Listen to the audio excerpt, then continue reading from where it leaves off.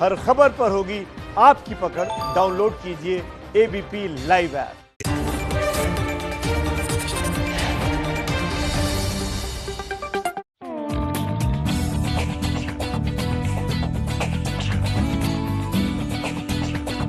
खतरा है, लेकिन वही है कि हमें सामान लेना है, कपड़े लेने हैं, दिवाली की शॉपिंग करनी है, तो अब आना तो है ही। हम अपनी सेफ्टी से आए ना, सैनिटाइजर वगैरह लगा के, मास्क पहन के, तो कैसे बीमारी फैलेगी जब खुद सुरक्षा रखें। धनतेरस के दिन खरीदारी करना जरूरी नहीं है, लेकिन हाँ, इकोनॉमी को पटरी पे लाना जरूरी है, तो उसके लिए आपको खर्चा करना पड़ेगा। अब की बार का धनतेरस चुनौतियों से भरा हुआ है। धनतेरस की सबसे बड़ी दो चुनौती हैं आर्थिक मंदी और कोरोना।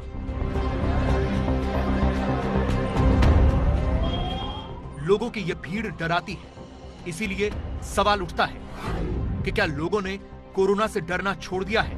मास्क नहीं लगाया, मास्क घर में रखा है।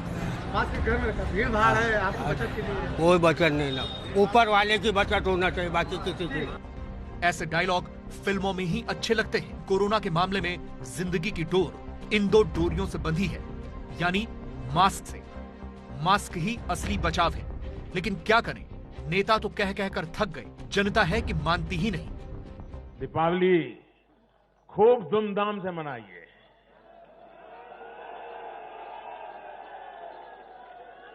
अपना ध्यान रखिए और अपनों का भी ध्यान रखिए। कोरोना से भी सतर्क रहिए। यह हाल किसी एक पार्टी का नहीं, बल्कि सबका है, पूरे हिंदुस्तान का है। लेकिन कोरोना अभी खत्म नहीं हुआ है, कोरोना का कहर अभी बाकी है।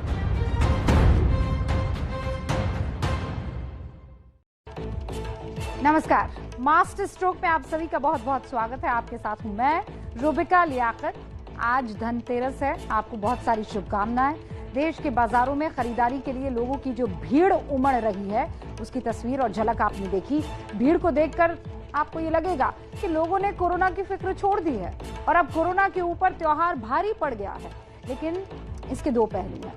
पहला यह है कि निश्चित तौर पर यह भारी भीड़ कोरोना के संक्रमण को फैलने का एक बहुत बड़ा न्योता है, और दूसरा पहलू यह है कि भीड़ अर्थव्यवस्था को रिवाइव करने में भी एक बहुत बड़ा योगदान देगी, क्योंकि कोरोना की वजह से जो लॉकडाउन हुआ उसके बाद देश की अर्थव्यवस्था पटरी से उतर गई है, माइनस में चल रही है, और इसीलिए भीड़ उम्मीद तो जगाती है।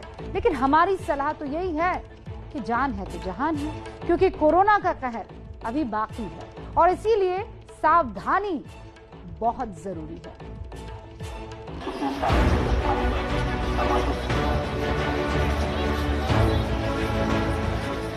धनतेरस पर धन के लिए कुबेर और आरोग्य के लिए धनवंतरी की पूजा की जाती है, और जिस बीमारी से पूरा देश जूझ रहा है वो स्वास्थ्य और धन दोनों के लिए हानिकारक है।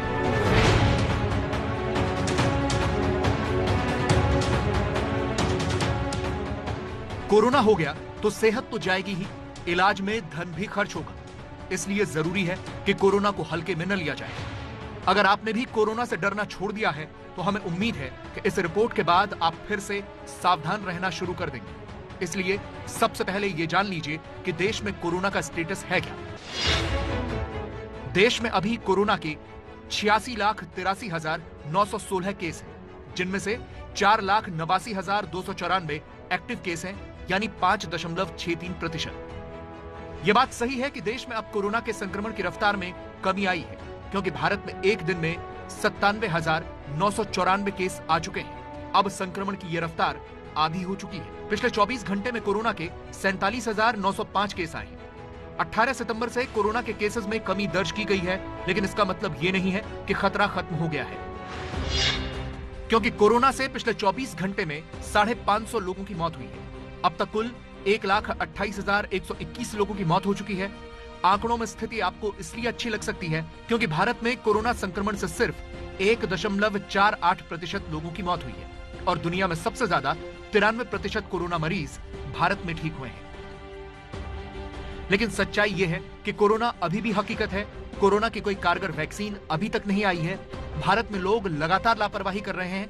लोगों ने मास्क लगाना भी कम कर दिया है। उत्तराखंड के सल्ट से विधायक सुरेंद्र सिंह जीना की कोरोना से मौत हो गई। जीना बीजेपी के विधायक थे और उनकी उम्र सिर्फ 51 साल थी। देश में बहुत से राज्य कोरोना की दूसरी वेव से परेशान हैं, जैसे दिल्ली में पिछले 24 घंटे में 8,593 कोरोना पॉजिटिव केस आए हैं, जो सबसे ज्यादा है। इसीलिए त्योहारों के इस मौसम में भीड़ से डर भी लग रहा है। लोग खतरे को जान तो रहे हैं, लेकिन मान नहीं रहे। कोरोना तो चल रहा है, बट क्या करें, लेना है तो आएंगे ही ना। दिवाली है, फेस्टिव सीजन है, तो आएंगे ना। नहीं, मेरे को कोई डर नहीं है। मेरे को लॉकडाउन में भी डर नहीं था और अभी भी डर नहीं है। एक्चुअली अभी कोरोना का कुछ है भी नहीं है, नॉर्मल ही है, सब हो गया है ना। कोरोना का अभी तो लग नहीं रहा है इसके लिए। इसीलिए ये कहा जा रहा है कि अगर लोग नहीं माने और ऐसी ही लापरवाही जारी रही तो फिर कोरोना के खिलाफ की गई पिछले 9 महीने की ये लड़ाई देश हार जाएगा। How do we prevent a subsequent wave? One, of course, is to have an effective vaccine which is given to a large number of people. The other is to use methods which prevent the spread of infection. And that is wearing a mask, having physical distancing, regularly washing your hands. If we are able to do that, then we will be able to prevent another wave from coming in our country. Otherwise, whatever gains that we've had in bringing the cases down and being able to control the spread of COVID-19 will be lost. अब जरा ये भी जान लीजिए कि vaccine को लेकर क्या स्थिति है। वैक्सीन को लेकर सबसे ताजा और बड़ी जानकारी दवा निर्माता कंपनी फाइजर की तरफ से आई है। फाइजर ने अपनी वैक्सीन के शुरुआती ट्रायल में 90% असरदार होने का दावा किया है। उम्मीद जताई जा रही है कि ये वैक्सीन इस साल के अंत तक उपलब्ध हो जाएगी, लेकिन भारत में अभी इंतजार लंबा करना पड़ेगा, क्योंकि वैक्सीन के लिए जिस आधारभूत ढांचे की जरूरत है, भारत में उसकी कमी है। इस वैक्सीन के भंडारण के लिए -70 डिग्री तापमान की जरूरत है। भारत जैसे विकासशील देशों में यह बड़ी चुनौती है। देश की ज्यादातर कोल्ड चेन में -25 डिग्री से नीचे के तापमान की व्यवस्था नहीं है। The other challenge that we have with this Pfizer vaccine is that this vaccine has to be kept at a very low temperature. It has to be kept at -70 degrees centigrade. Now that for low and middle income countries and a large part of the world is going to be a big challenge to maintain the cold chain, because having a vaccine to be kept at such a low temperature, especially when we're going to smaller towns or rural India, is going to be a challenge. यानी अभी फिलहाल vaccine की कोई उम्मीद नजर नहीं आ रही। इसलिए कोरोना से बचाव की वैक्सीन सिर्फ सावधानी है।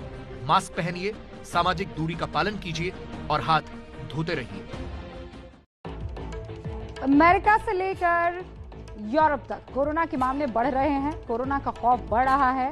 भारत में आप धनतेरस या दिवाली की शॉपिंग के लिए निकले होंगे तो आपको लगा होगा कि अपने देश में कोरोना का कोई खौफ ही नहीं लग रहा। पूरा बिहार का चुनाव निपट गया। रैलियों से लेकर जीत के जश्न तक कहीं कोरोना का डर नहीं लगा। लोग बगैर मास्क, बगैर सोशल डिस्टेंसिंग के घूम रहे हैं। फिर कोरोना रुका कैसे हुआ है? क्या वाकई अब कई लोगों को बेधड़क हो जाना चाहिए तैयार बाहर ऐसे ही घूमने के लिए? देखिए रिपोर्ट। कोरोना काल में गले मिलने की तस्वीरें आज की ही हैं। तस्वीरों में दिख रहे हैं असदुद्दीन ओवैसी और बिहार विधानसभा में जीते उनके 5 विधायक। इस मुलाकात में सोशल डिस्टेंसिंग, ये भला किस चिड़िया का नाम है? और मास्क, वो भला किस काम आता है? ये 5 विधायक बिहार में जीते और ओवैसी से मिलने पहुंचे हैदराबाद। एक एक कर सभी गले मिले, लेकिन आपको किसी के चेहरे पर कोरोना का खौफ नजर नहीं आएगा। अब जरा ओवैसी पर लगातार हमले करने वाली बीजेपी को लीजिए। ये तस्वीरें बीजेपी दफ्तर में कल हुए जश्न की हैं। क्या यहाँ मुंह और नाक पर मास्क नजर आ रहा है? क्या यहाँ सोशल डिस्टेंसिंग नजर आ रही है? ना, पीएम मोदी के बार बार कहने के बाद भी कार्यकर्ताओं के उत्साह में कोरोना से लड़ने के हथियार कहीं छूट गए। पीएम मोदी को फिर से खुद याद दिलाना पड़ा। दीपावली एक प्रकार से दरवाजे पर दस्तक दे ही रही है। खूब धूमधाम से मनाइए।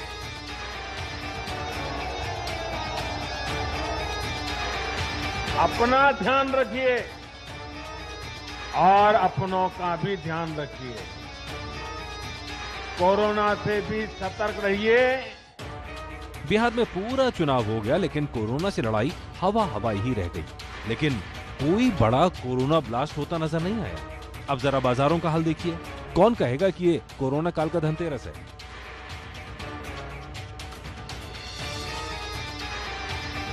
ये तस्वीरें पंजाब के शहर लुधियाना की है, जहां धनतेरस और दिवाली के लिए लोग खरीदारी करने निकल पड़े। फेस्टिवल है, त्योहार है, दीपावली है, धनतेरस है, 1-2 दिन का टाइम ही है, तो फिर ये दुकानदारी जो भी है ये करना ही पड़ेगा। इसलिए प्रिकॉशन के साथ ही जो कर रहे हैं। बाजारों में रौनक है। कुछ चेहरों पर मास्क जरूर नजर आएंगे, लेकिन अधिकतर चेहरों पर मास्क नाक के नीचे ही है। और सोशल डिस्टेंसिंग, उसका तो सवाल ही नहीं। फिर भी पंजाब में कुल केस हैं 5246। अब दिखा रहे हैं मेरठ की तस्वीरें, जहां लग ही नहीं रहा कि कोरोना का कोई खौफ या असर बाकी है।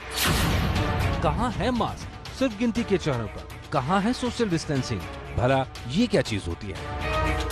दिवाली और धनतेरस की खरीदारी के आगे कोरोना का डर छू हो चुका है। फिर भी उत्तर प्रदेश में कुल केस हैं 22,562। ये तस्वीरें देश की राजधानी दिल्ली की सरोजिनी नगर मार्केट की हैं, जहां बाजार में जाने के लिए लोग लाइन लगाकर इंतजार कर रहे हैं, क्योंकि यहाँ सावधानी बरती जा रही है। क्योंकि फिलहाल दिल्ली कोरोना कैपिटल बन चुकी है।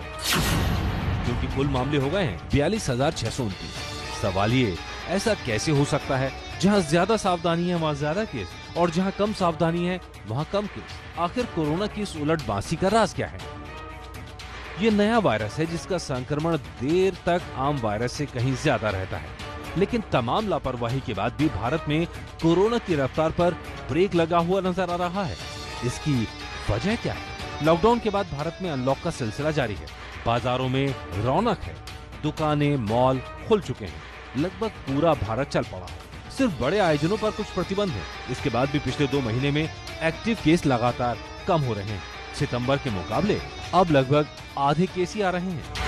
एक तर्क दिया जा रहा है कि भारत में करीब 30% लोगों के बदन में एंटीबॉडी विकसित हो चुकी है। दिल्ली में हुए ताजा सीरो सर्वे में पाया गया कि 15,000 लोगों में से करीब 1/4 के बदन में कोरोना की एंटीबॉडी पाई गई, यानी उन्हें कोरोना होकर गुजर चुका है। वहीं भुवनेश्वर में हुए सीरो सर्वे में पाया गया कि करीब 50% आबादी के बदन में एंटीबॉडी थी। इसी आधार पर कहा जा रहा है शहरों में बड़ी आबादी को कोरोना हो चुका है, लेकिन ज्यादा असर डाले बिना निकल गया। वहीं एक तर्क ये भी दिया जा रहा है कि सुपर स्प्रेडर यानी बीमारी को ज्यादा फैलाने वाला समूह पहले ही कोरोना का सामना कर चुका है, और यही वजह है भारत में कोरोना की रफ्तार धीमी पड़ गई है। सिर्फ फैलना नहीं, मौत के आंकड़े भी भारत के समर्थन में हैं। बेल्जियम में प्रति 10 लाख आबादी पर मौत हुई है 1185। ब्राजील में प्रति 10 लाख आबादी पर मौत हुई 767। अमेरिका में प्रति 10 लाख आबादी पर मौत का आंकड़ा है 746, जबकि भारत में प्रति 10 लाख आबादी पर मौत का आंकड़ा है 93। प्रति 10 लाख आबादी पर मौत के आंकड़े पर भारत 91वें नंबर पर है। लेकिन एक दूसरा सच ये है, दुनिया भर में देखा गया है कि पहले पीक के 4 महीने बाद कोरोना फिर से लौटता है, जैसे अमेरिका और यूरोप में इन दिनों हो रहा है। अमेरिका में 24 जुलाई को 79,437 केसों का पीक आया था। इसके बाद केस घटने शुरू हो गए, लेकिन अब 10 नवंबर को वहां केस सामने आए 1,42,906, यानी 2 गुने से भी ज्यादा। भारत में पीक सितंबर के महीने में आ चुका है। ऐसे में अभी तो केस घटते हुए लग रहे हैं, लेकिन आने वाले वक्त में भी ऐसा रहेगा ये जरूरी नहीं। दिल्ली देश को चेतावनी दे रही है, जो कोरोना के तीसरे पीक का सामना कर रही है। दिल्ली के केस याद दिला रहे हैं कि कोरोना गया नहीं है। वैज्ञानिक भी चेतावनी दे रहे हैं कि सर्दियों के मौसम में कोरोना ज्यादा खतरनाक साबित हो सकता है। जैसे दिवाली आ रही है, दिवाली में लोग आपस में मिलते हैं, साथ में बैठ के खाना खाते हैं, मास्क हटाते हैं, तो उससे भी संक्रमण का खतरा काफी बढ़ सकता है। तर्क यह है कि सर्दियों में कोरोना के कण ज्यादा देर तक हवा में रह सकते हैं।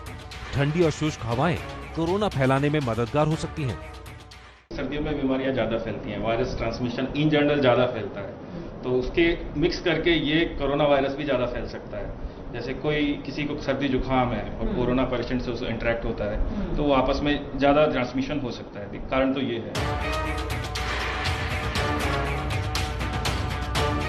ऊपर से उत्तरी भारत पर प्रदूषण की मार पड़ रही है, यानी अभी सावधान रहने की जरूरत है, क्योंकि WHO के पैमाने के मुताबिक 2/3 आबादी के बदन में एंटीबॉडी बनने के बाद ये बीमारी खत्म होना शुरू होती है, और उससे भारत अभी काफी दूर है।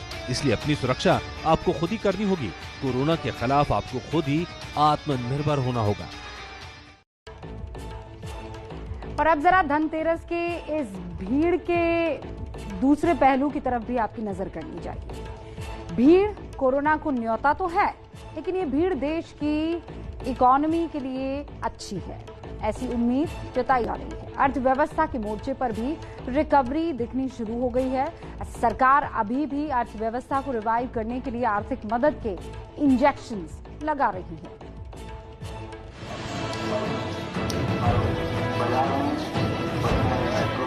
देश की राजधानी दिल्ली की ये तस्वीर उम्मीद जगाती है। ये तस्वीर है चांदनी चौक की, जो दिल्ली का शॉपिंग हब है। यहाँ पूरे देश से लोग खरीदारी करने पहुंचते हैं। धनतेरस और दिवाली की ये रौनक उम्मीद जगा रही है कि देश की अर्थव्यवस्था पटरी पर लौट रही है। देश के अलग अलग हिस्सों से ऐसी ही तस्वीरें सामने आ रही हैं और साथ में आ रही है देश की अर्थव्यवस्था को बढ़ाने में हाथ बटाने वाली सोच। धनतेरस के दिन खरीदारी करती हैं, ये ऐसा शुभ मानती हैं आप? धनतेरस के दिन खरीदारी करना जरूरी नहीं है, लेकिन हाँ, इकोनॉमी को पटरी पे लाना जरूरी है, तो उसके लिए आपको खर्चा करना पड़ेगा।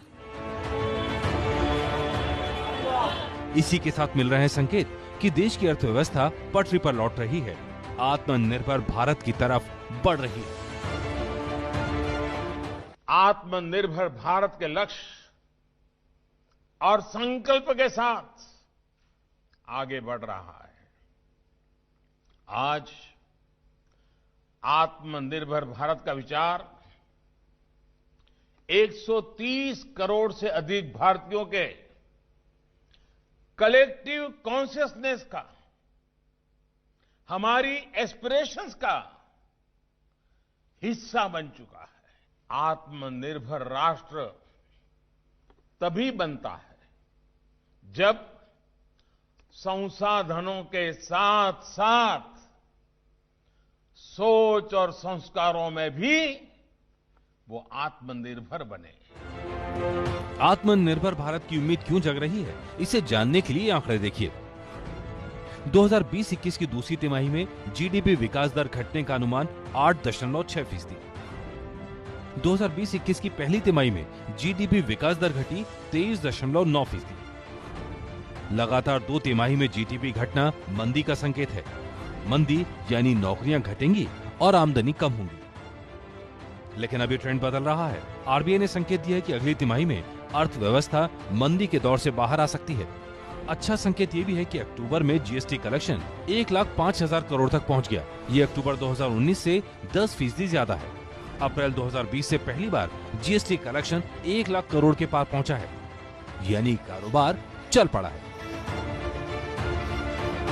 Bank credit year-on-year growth improved by 5.1% as of 23rd October 2020.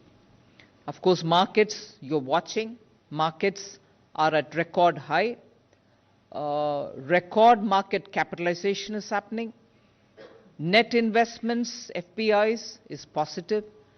And the reserves like never before of foreign exchange is at $560 billion US.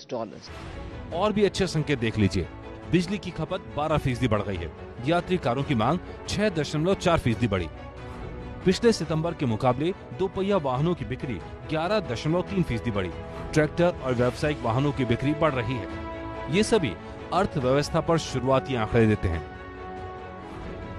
इसके अलावा माइक्रोवेव की मांग 70% बढ़ी। वॉशिंग मशीन की मांग 15% बढ़ी। फ्रिज की मांग 10% बढ़ी। ये संकेत दे रहे हैं कि भारत का विशाल मिडिल क्लास अब पर से खर्च करने का मन बना चुका है, जिसके बूते भारत का बाजार दौड़ता है। इन्हीं अच्छे संकेतों को और मजबूत करने के लिए केंद्र सरकार ने आत्मनिर्भर भारत की नई कहानी लिखने की शुरुआत कर दी है। वित्त मंत्री निर्मला सीतारमन ने 2,65,080 करोड़ के 12 उपायों की घोषणा की है। For the period from the, you may want to refer to it as Atmanirbhar 3.0. The new scheme, which we are now calling as Atmanirbhar Bharat Rozgar Yojana, is being launched so that we incentivize creation of new employment.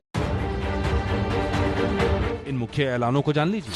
खाद पर subsidy के लिए 65,000 crore, PM गरीब कल्याण योजना के लिए 10,000 करोड़, कम salary है तो PF में subsidy, PM Awas Yojana urban के लिए 18,000 करोड़, रियल्टी सेक्टर को राहत। दिवाली और त्योहारी सीजन से पहले नई घोषणाओं से अर्थव्यवस्था में तेजी आने का अनुमान लगाया जा रहा है। सरकार जो योजनाएं बना रही है उसमें बाजार में ज्यादा पैसा उपलब्ध कराने पर जोर है, जैसे मोरेटोरियम अवधि के दौरान का कैशबैक। इस दौरान लोन को आगे बढ़ाने या न बढ़ाने वालों को कैशबैक का तोहफा दिया गया। सुप्रीम कोर्ट के आदेश के बाद साधारण ब्याज और चक्रवृद्धि ब्याज के अंतर की रकम लोगों के खाते में डाली जा रही है, जिससे करीब 7,500 करोड़ रुपए खातों में पहुंचेंगे, जो बाजार में खर्च होने के लिए उपलब्ध रहेंगे। केंद्र सरकार ने अपने कर्मचारियों के लिए स्पेशल फेस्टिवल एडवांस स्कीम भी बनाई, जिसके तहत 10,000 रुपए एडवांस दिए जाएंगे। बस शर्त है कि रकम 31 मार्च तक खर्च करनी होगी। आत्मनिर्भर भारत 3.0 को मिलाकर कोरोना काल में अब तक 29,87,000 करोड़ के राहत पैकेज का ऐलान किया जा चुका है, जो देश की अर्थव्यवस्था का लगभग 15% है। विपक्ष आरोप लगा रहा है कि सरकार अपनी नाकामी राहत पैकेज के जरिए छिपा रही है। एम्प्लॉयमेंट के लिए ये बोला गया कि जो लोग बेरोजगार हुए और मार्च से लेकर सितंबर के बीच वापस उनकी नौकरी लग गई, उनका पीएफ का अंशदान सरकार करेगी। तो डिमांड तो कोई क्रिएट हुई नहीं, क्योंकि वो पैसा उनके पीएफ में चले गया। और दूसरी बात, जो बेरोजगार हुए और वापस उस दौरान नहीं लगे, उनके लिए क्या है? देश की अर्थव्यवस्था आगे बढ़ रही है, लेकिन लंबी दौड़ में अर्थव्यवस्था तभी मजबूत होगी जब देश आत्मनिर्भर होगा। लेकिन उससे भी पहली मुश्किल है कोरोना की चुनौती का सामना करना। जो भी देश इस चुनौती का बेहतर ढंग से सामना करेगा, वही विजेता होकर निकलेगा। देश में आज धनतेरस पर लोग धन वर्षा की उम्मीद रख रहे हैं। बीजेपी अगले साल बंगाल में वोट वर्षा की रणनीति तैयार कर रही है। बिहार बीजेपी की जीत वहां पर जब मिली, उसके बाद बीजेपी की नजर अब बंगाल पर पड़ गई है और ममता बनर्जी के करीबी माने जाने वाले पश्चिम बंगाल के मंत्री शुभेंदु अधिकारी के सियासी लक्षण इस तरफ इशारा कर रहे हैं। दीदी को शुभ संकेत नहीं दे रहे हैं लक्षण। ओवैसी भी दीदी का खेल बिगाड़ने की तैयारी में है। तो क्या बंगाल में बीजेपी अपने मास्टर स्ट्रोक का मास्टर प्लान तैयार कर चुकी है?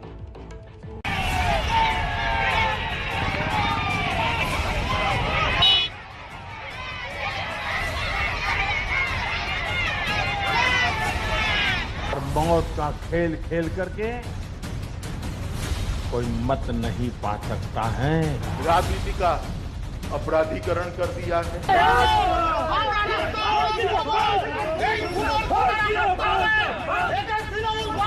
200 से ज्यादा सीटें जीतकर भारतीय जनता पार्टी यहां सरकार बनाने जा रही है।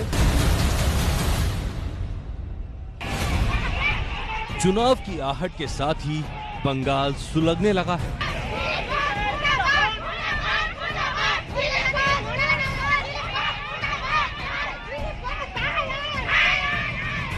एक तरफ सियासत में बवाल है, तो दूसरी ओर सत्ता के खिलाफ उबाल है।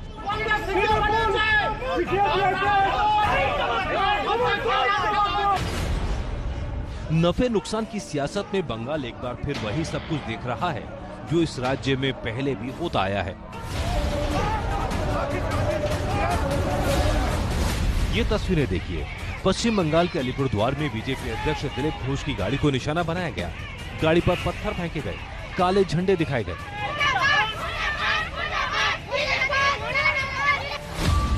निशाने पर दिलीप घोष, लेकिन उनकी गाड़ी आगे निकल गई। लेकिन बंगाल बीजेपी के एसटी मोर्चा के नेता कमल पखरानी की गाड़ी के शीशे चकनाचूर हो गए। बिहार के परिणाम की गूंज ममता बनर्जी जी के बौखलाहट का कारण बन रही है। बदलाव की हवा पश्चिम बंगाल में चल चुकी है और इसी वजह से बौखलाहट में डरी हुई दीदी निर्दोष नागरिकों के खून की होली खेल रही है। ईस्ट मिदनापुर में बीजेपी कार्यकर्ता की हत्या कर दी गई। आरोप टीएमसी कार्यकर्ताओं पर लगा, जिसके बाद ममता सरकार के खिलाफ बीजेपी कार्यकर्ताओं का गुस्सा भी फूटा।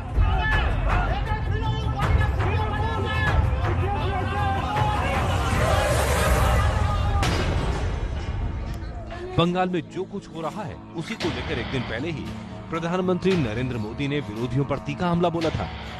जय पराजय होता रहता है, कभी ये बैठेगा कभी वो बैठेगा, लेकिन ये मौत का खेल लोकतंत्र में कभी नहीं चल सकता। और मौत का खेल खेल करके कोई मत नहीं पा सकता है। बंगाल की मौजूदा सरकार के जिस सियासी चरित्र का जिक्र पीएम मोदी कर रहे थे, करीब हफ्ते भर पहले उसी को लेकर गृह मंत्री अमित शाह ममता बनर्जी की सरकार पर हमलावर थे। बैड एडमिनिस्ट्रेशन का एक नया सूत्रपात, एक नया अध्याय ममता बनर्जी के नेतृत्व में बना है। उन्होंने एडमिनिस्ट्रेशन का राजनीतिकरण कर दिया है, राजनीति का अपराधीकरण कर दिया है। एक प्रकार से बंगाल में 3 कानून है, एक अपने भतीजे के लिए, दूसरा अपनी वोट बैंक के लिए और तीसरा आम बंगाली के लिए। बिहार के चुनाव में बीजेपी ने तेजस्वी को घेरने के लिए बार बार जंगल राज का मुद्दा उठाया। अब बंगाल की बारी है। जाहिर है बीजेपी यहां ममता बनर्जी को तानाशाह बताकर उनके खिलाफ चक्रव्यूह तैयार कर रही है। मां, माटी और मानुस का नारा तुष्टिकरण, तानाशाही और टोलबाजी में परिवर्तित हो गया है। एक मौका मोदी जी के नेतृत्व में भारतीय जनता पार्टी को दे दीजिए। हम 5 साल में सोनार बांग्ला बनाने का आपको वादा करते हैं। बंगाल में जिस वक्त ये सियासी बवाल मचा हुआ है, ममता बनर्जी के करीबी माने जाने वाले मंत्री शुभेंदु अधिकारी बीजेपी को शुभ संकेत दे रहे हैं। खबर है कि बंगाल में विधानसभा चुनाव से पहले ही शुभेंदु अधिकारी ममता को जोर का झटका दे सकते हैं और इसकी गवाही दे रहे हैं बैनर पोस्टर, जिसमें शुभेंदु तो हैं लेकिन ममता दीदी नदारद हैं। बंगाल के कई जिलों में इन दिनों आमरा दादार अनुगामी के पोस्टर नजर आ रहे हैं। आमरा दादार अनुगामी का मतलब है हम दादा के अनुयायी हैं। हालांकि कुछ दिन पहले अमित शाह से जब पत्रकारों ने शुभेंदु को लेकर सवाल पूछा तो वो गोलमोल जवाब दे गए। एक क्रिकेटर सौरभ गांगुली और एक तृणमूल के नेता और मंत्री शुभेंदु अधिकारी, ये कहा जा रहा है कि पार्टी के संबंध में, पार्टी संबंध करने की कोशिश कर रहे हैं, पार्टी में लाने की कोशिश हो रही है। अरे बहुत लंबी सूची है, 2 में कहां अटक गए। मेरा किसी ने संपर्क नहीं करा, मगर सूची बहुत लंबी है, इतना मैं कहना चाहता हूं। चलिए नेक्स्ट। आपके साथ कोई संबंध हुआ है? नहीं, मेरा नहीं हुआ, मगर बहुत लंबी सूची है, इतना मुझे मालूम है। जिनसे संपर्क होता है वो लोग बताते हैं। आप 2 नाम तक सीमित मत रहिए।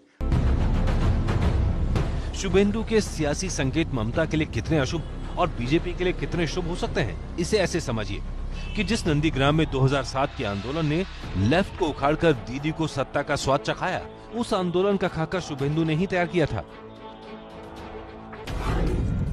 फिलहाल वो पश्चिम बंगाल में परिवहन, सिंचाई और जल संसाधन मंत्री हैं। उनके छोटे भाई दिव्येंदु अधिकारी टीएमसी के सांसद हैं और बंगाल के करीब 35 विधानसभाओं में उनकी अच्छी पैठ मानी जाती है। लेकिन 2 दिन पहले शुभेंदु ने नंदीग्राम में टीएमसी से अलग जो रैली की, उसके मन से भारत माता की जय के नारे लगवाए। उससे साफ है कि उनके तेवर बगावती हैं।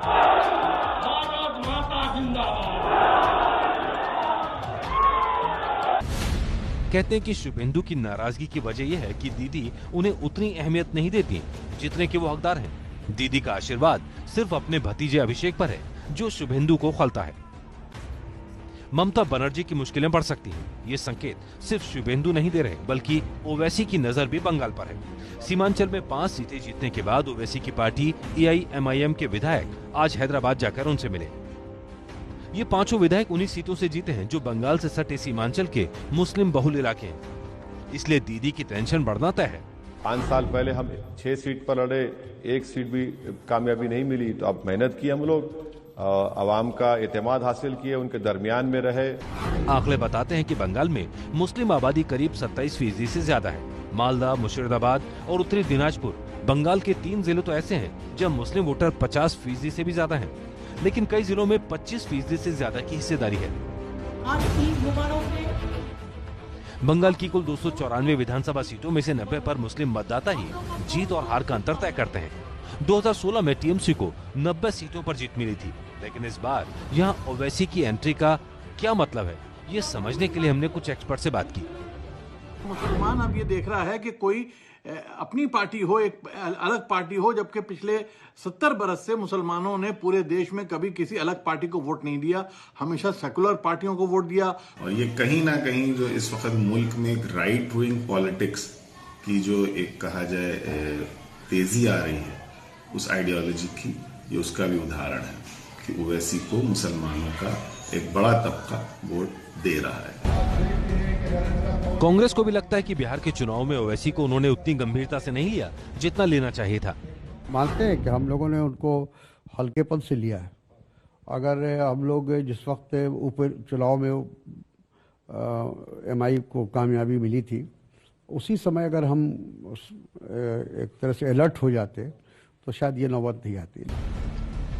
बंगाल में ओवैसी की दिलचस्पी एक तरफ ममता का खेल बिगाड़ सकती है तो दूसरी तरफ अमित शाह बंगाल में 200 प्लस वाला रोड मैप समझा रहे हैं। इस बार मुस्कुराने का टाइम मेरा है। 200 से ज्यादा सीटें जीतकर भारतीय जनता पार्टी यहां सरकार बनाने जा रही है और यहां पर तृणमूल का शासन समाप्त होने जा रहा है। ये बंगाल की जनता का मिजाज है, मोदी जी के प्रति बंगाल की जनता का विश्वास है।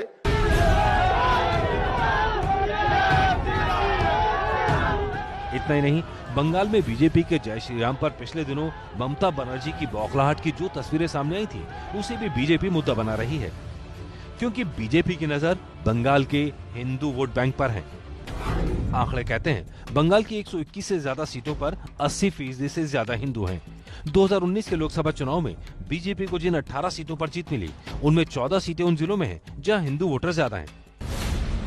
जाहिर है बंगाल का ये समीकरण देखते हुए बीजेपी लगातार जिस तरह वहां अपनी सियासी जमीन को सींच रही है और ओवैसी जैसे फैक्टर भी नजर आ रहे हैं, उससे साफ है कि दीदी के गढ़ में इस बार बीजेपी बड़ी सेंधमारी का खाका तैयार कर चुकी है। अब इंतजार है तो उसे सिर्फ अमली जामा पहनाने का।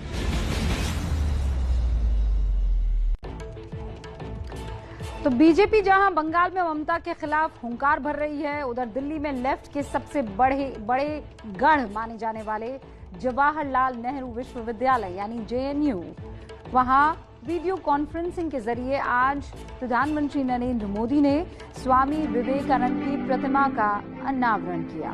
करीब 3 साल पहले इस प्रतिमा का निर्माण शुरू हुआ था। 2018 में काम पूरा हो गया था। तब से ही इस प्रतिमा के अनावरण का इंतजार किया जा रहा था। पश्चिम बंगाल में चुनाव से ठीक पहले जेएनयू में विवेकानंद की प्रतिमा के अनावरण का कई लोग सियासी माने मतलब निकाल रहे हैं।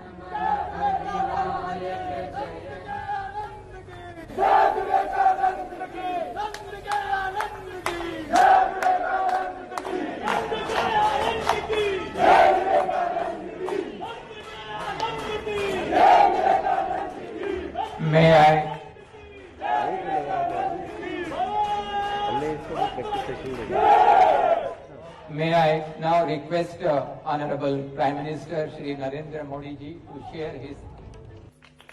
साथियों, स्वामी विवेकानंद जी कहते थे,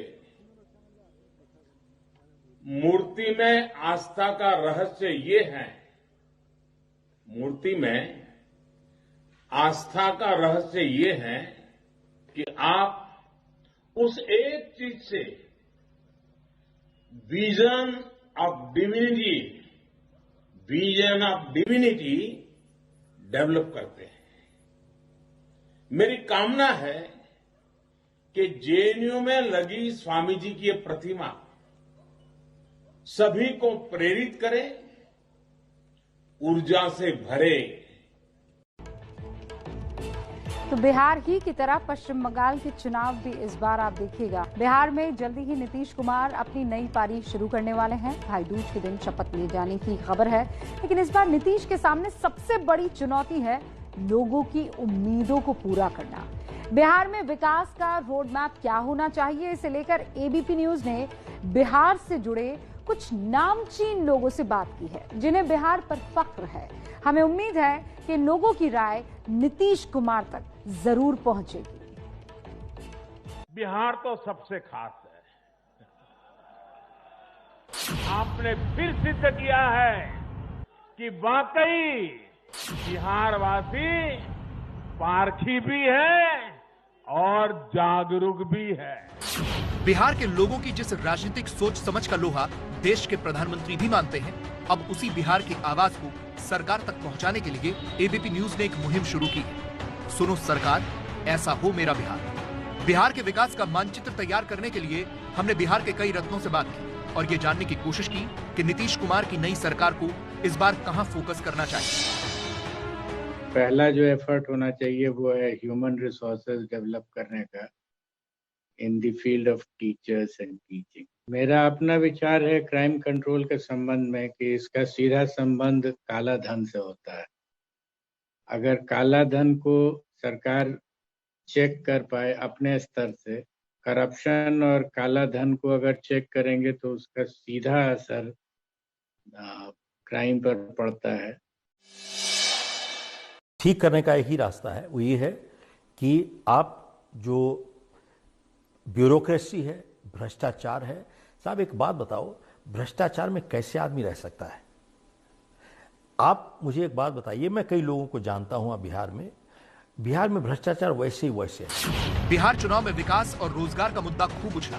हमने इन हस्तियों से जाना कि क्या बिहार में बिजनेस अपॉर्चुनिटी की कमी है, और अगर है तो सरकार को क्या करना चाहिए।